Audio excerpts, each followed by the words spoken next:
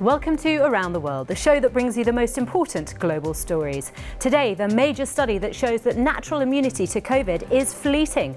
Could young adults swing the US election? And conservation in Chile, bringing frogs back from the brink. The body's natural defences fall rapidly after being infected with coronavirus. A study of 365,000 people in England found that at the end of June, 60 in 1,000 people had detectable antibodies, a key part of the immune response. But in September, only 44 per 1,000 tested positive. That means the number of people with antibodies fell by more than a quarter between summer and fall. The study also appears to indicate that people with asymptomatic COVID lost their antibodies more quickly. In other words, people who've had COVID may be susceptible to getting it more than once. It does suggest that immunity is likely to wane over time after you've been infected, and we're now about 6 months past that first wave of infection. The finding, though, is not necessarily surprising. We know other seasonal coronaviruses produce antibodies that last less than a year. So developing a vaccine is more important than ever, as the body's response to a vaccine is different from what it can do on its own. One of the most promising vaccine-induced antibodies attaches to the spikes on the virus itself, preventing it from attaching to the body's healthy cells and causing infection.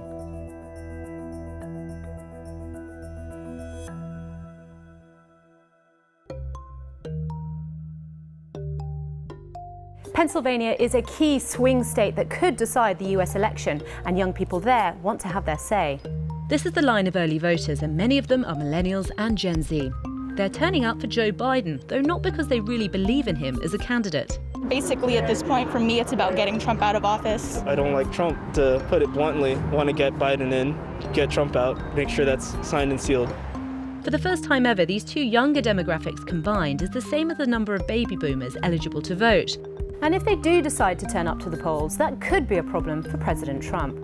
Only 34% of millennials are Republican versus 50% who say they're Democrat, and many are casting their ballot based on the issues. Young people consistently say they care most about the environment, tackling racism and affordable healthcare. And political activists say to address these and other problems, the system needs a complete overhaul. Our generation has just been like crisis after crisis. Young people want like radical change to like every factor of our society because none of it is working for us. Now briefly, some of the other major stories you should know about. At least 8 people have been killed in a school bombing in the city of Peshawar in Pakistan. More than 50 others are reported to have been wounded. The explosion happened at an Islamic religious school for young men. The motive for the attack is unclear and no group has claimed responsibility. After days of hyping an exciting new discovery, NASA has revealed conclusive evidence that water does exist on the moon. Scientists say these pockets of water, some no bigger than the size of a coin, could be used one day as drinking water, to grow food, or even make rocket fuel to help humans travel deeper into space. This viral photo of a Komodo dragon is raising concerns about a so-called Jurassic Park attraction under construction in Indonesia. The multi-million-dollar site is part of the government's drive to overhaul tourism in the national park. Officials say no dragons have been harmed, but local campaigners fear the venture may cost the conservation efforts of the world's largest lizards. Conservationists in Chile are celebrating after an endangered species of frog got a new shot at survival. Hoy tenemos una gran noticia para el ecosistema mundial. En el Centro de Conservación de nuestro Zoológico Nacional nacieron cerca de 200 crías de ranas del loa.